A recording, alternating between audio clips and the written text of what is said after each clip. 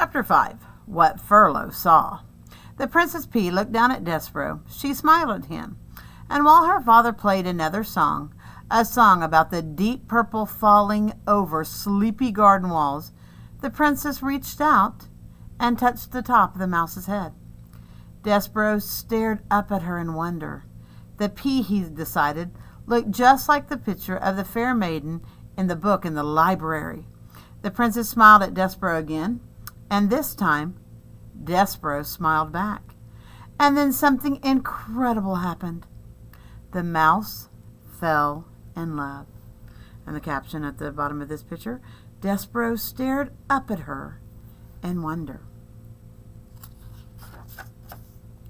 Reader, you may ask this question. In fact, you must ask this question. Is it ridiculous for a very small, sickly, big-eared mouse to fall in love with a beautiful human princess named P? And the answer is yes. Of course it's ridiculous. Love is ridiculous. But love is also wonderful and powerful. And Despereaux's love for the Princess P would prove in time to be all of these things: powerful, wonderful, and ridiculous.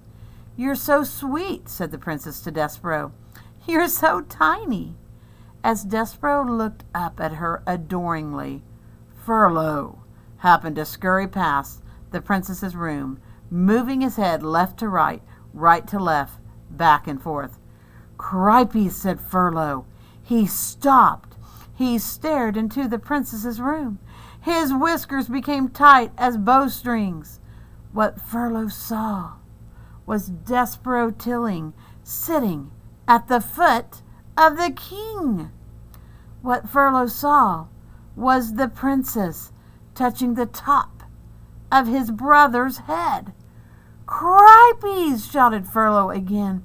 "Oh, cripes! He's nuts! He's a goner!"